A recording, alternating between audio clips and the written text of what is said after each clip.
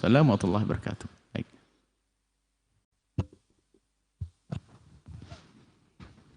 Nggak usah dipencet, di dekat pindah geser aja. Itunya nggak usah dipencet lagi, tinggal geser tempat. Agak maju sedikit. Tolong tim.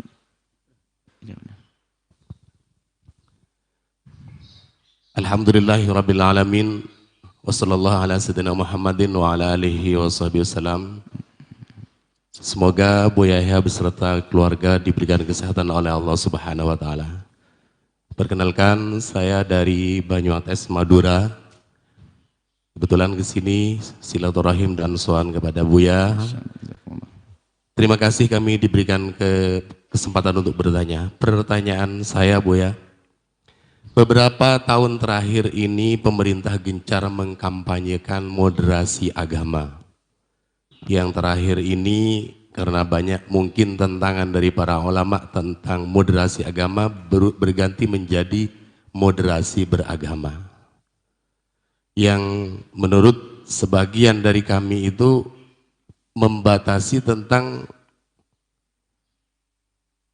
dakwah umat Islam yang sedianya kuntum khaira ummatin ukhrijat linnasi ta'muruna bil ma'ruf wa tanhauna 'anil munkar. Pertanyaan saya, pandangan Buya tentang itu, dan yang kedua, seberapa pentingkah kita mengamalkan moderasi beragama itu di kehidupan kita yang menurut kami adalah pembatasan tentang dakwah. Mohon maaf jika opini dari kami kurang baik, dan sekali lagi terima kasih. Wassalamualaikum warahmatullahi wabarakatuh. Waalaikumsalam warahmatullahi wabarakatuh. Jika ada sebuah gerakan atau yang disebut dengan reaksi, ya, biasanya ada sesuatu yang muncul terlebih dahulu sehingga akan adanya reaksi itu.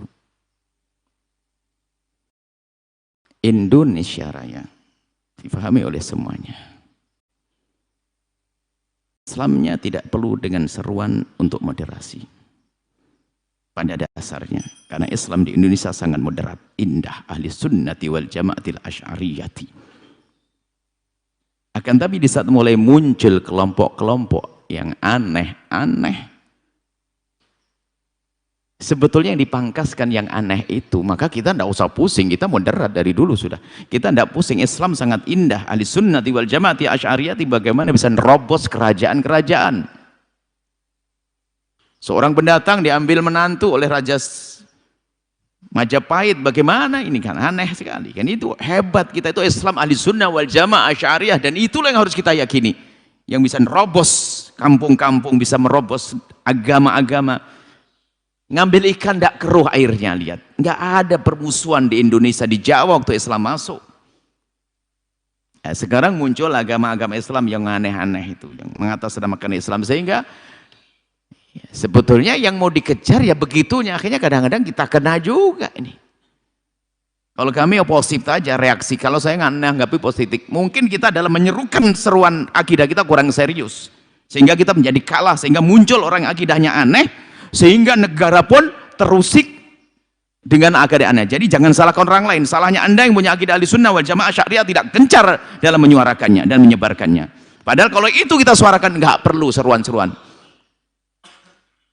moderasi beragama. Sama kisah emansipasi dan sebagainya, nggak ada perlu dalam Islam. Kalau Islam benar, nggak perlu kita ikutkan yang Islam ahli sunnati wal jamaati asy'ariyati dengan prinsipnya, maka sudah sangat indah. Nggak perlu dengan hal-hal seruan-seruan yang semacam itu. Lihat di kampung-kampung dari dulu masuk penjuru Indonesia Islam dengan keindahan. Orang Hindu Buddha tidak terusik, agama lain tidak terusik. Sekarang ada agama Islam mengusik orang Islam. Nah ini kan problem. Sok menjadi yang paling suci dan sebagainya. Maka kami himbau kepada umat Nabi Muhammad yang ada di negeri ini. Anda punya akidah yang sudah dari dulu mengakar. Anda sudah paham dari kecil. Akidah ahli sunnah wal jamaah asy'ariyah. Ditandai, tandai dengan kegiatan-kegiatan rutin. Kegiatan-kegiatan mengenalkan kepada umat, kepada baginda Nabi, maulid Nabi dan sebagainya, itu tanda. Esensi hakikatnya adalah keimanan yang benar dibangun dengan memahami sifat 20 Allah wujud kita mbako. Kalau agama ini, model ini yang tersebar ke penjuru dunia, nggak perlu ada seruan yang aneh-aneh. Jadi ini loh yang, sehingga mohon maaf, kenapa kok ada muncul orang yang justru seolah-olah ingin dianggap toleransi, tapi nggak punya prinsip. Itu salah, bukan kita juga. Jadi ada dua kutub ekstrim. Ekstrim, kita tidak boleh di ekstrim tersebut. Kutub kanan, kiri. Kutub ekstrim itu apa? Yang wah gencar caci maki kafir semuanya. Ini salah. Di sini menyamakan semua agama. Lemah. Ini nggak begitu. Kita punya prinsip. Saya dengan Anda, wahai saudaraku yang Nasrani, beda agama, agama kita beda. Tapi kita tidak boleh bermusuhan. Kita bisa minum kopi bareng esok pagi.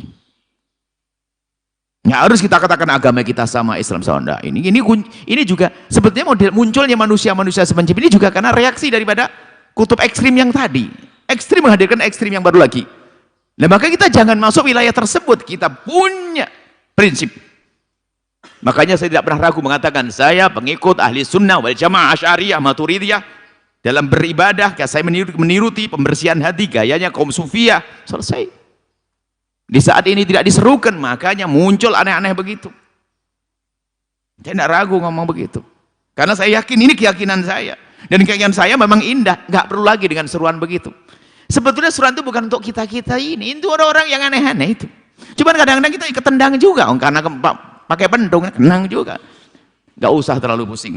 Insya Allah agama Islam Ahlussunnah wal Jamaah Asy'ariyah Maturidiyah aman. Itu. Jadi selesai. Kemudian tadi yang kedua apa? Seberapa penting atas batasan tersebut, Bu ya? Kita tidak perlu memikirkan batasan. Gini loh ya, emansipasi wanita, kenapa Anda pusing emansipasi wanita? Misalnya, sebagai contoh. Itu berlaku di negeri kafir sana yang wanita direndahkan. Dalam Islam nggak perlu emansipasi. Anda tidak usah pusing, itu bukan menjaring Anda kok. Kita sudah sangat toleransi, sangat ini, ya, nyantai aja. Nggak usah pusing, nggak usah merasa kita. Lalu di sebuah tempat dikatakan, tolong yang mengambil ini, tolong segera ke sini. Bingung karena kita mengambil, kita gelisah. Makanya yakini agama kita, maka kita tidak akan pusing. Kita sudah punya rambu-rambu nanti. Rambu-rambu menghargai. Kita berbeda agama dengan orang Nasrani, Hindu, Buddha, berbeda. Tapi nggak boleh bermusuhan dong. Kalau kita punya nasi, punya kue, kita dianjurkan kok memberi kepada tetangga. Kata Imam Ghazali, tetangga kan macam-macam. Imam jelaskan, jiran seagama, jiran ada double. Tetangga, seagama, saudara, 3. Ada tetangga, seagama bukan saudara, 2. Tetangga nggak seagama, nggak saudara, tetangga saja punya hak, harus kita hormati kok. Mangkana yu'minu billahi wal yawmil akhir falyukrim jarah. Kalau beriman kepada Allah dan hari akhir, menghormati tetangga, kafir atau bukan kafir, kurang apa? Ya ini, maka kita tidak usah takut yang demikian karena kita membawa akidah yang benar. Kecuali kita membawa akidah yang salah, kita gampang gerah. Aduh, ini saya tidak ada. Kalau tiba-tiba dakwah saya di stop di sebuah tempat, saya tidak pernah gelisah. Saya akan pergi ke tempat lain. Saya akan memahami. Saya di sebuah negara pernah suatu kita tidak bisa masuk ke sebuah negara. Kenapa? Karena memang sebelumnya ada yang masuk orang agama yang ngaco tadi. Jadi saya ya alhamdulillah berarti negara itu waspada. Tapi saya ikut ke jaring ya nggak apa-apa. Yang penting malingnya juga nggak masuk gitu loh. Saya ikut nggak masuk nggak apa-apa. Saya nyantai aja. Nggak usah. Wah, saya Islam dilarang, nggak usah. Pernah juga nggak boleh masuk, pernah tidak boleh masuk sebuah negara. Kenapa? Rupanya masuk ke negara itu sebelumnya ada orang dengan pemikiran yang salah, sehingga sama-sama pakai kopiah putih atau pakai ini, saya ke jaring juga, nggak apa-apa, aman. Yang penting negara itu waspada, selesai. Gitu aja. Jadi jangan gampang kita baper dan sebagainya. Kita punya prinsip, yang baperan itu nggak punya prinsip. Saya punya prinsip kok, saya nyantai saya. Saya tidak pernah pusing. Oleh dakwah saya di stop, saya tanya, mungkin polisi. Seandainya ada polisi, saudara polisi, Buya Yahya tidak boleh dakwah di sini. Alasannya apa dulu? Nah, karena untuk menghindar. Kalau demi kemaslahatan nggak ada masalah. Jangan maksain dengan gaya kita, jangan sombong deh. Gitu loh, maksud saya itu sederhana. Tapi ingat juga jangan seudon dengan orang yang berjuang semangat itu gitu. Ini harus waspada lo ngomong tuh, harus hati-hati kayaknya. Jadi kalau ada orang bersemangat menghentikan kemungkaran ya sah-sah saja. Cuman kalau kita harus melebur agama sama nggak bisa. Atau kita harus bermusuhan caci maki nggak bisa. Kita manhaj wasat, tengah. Kita punya prinsip. Setelah itu tidak perlu rambu-rambu itu. Jadi gini loh ya. Kalau Anda takut ketipu dengan uang palsu, paham? Anda tidak usah belajar sekolah untuk mengenali uang palsu. Cukup Anda kenali uang asli, nanti uang palsu tidak akan Anda ambil. Selesai prinsipnya. Kok orang jadi gampang pusing? Sudah ada kan? Kalau Anda punya, pokoknya ngerti ilmunya ilmu uang asli, uang palsu nggak bisa masuk ke kantong kita. Terima kasih, pertanyaan yang bagus sekali, dan memang harus kita harus punya semangat. Insya Allah akidah kita sudah. Akidah nomor 1 dong.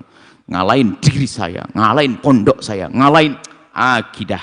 Karena akidah ini yang menyelamatkan kita nanti. Allah alam bisawab. Setelah Anda menyaksikan video ini, jangan lupa berselawat kepada baginda Nabi Muhammad sallallahu alaihi wa alihi wa sahbihi wasallam.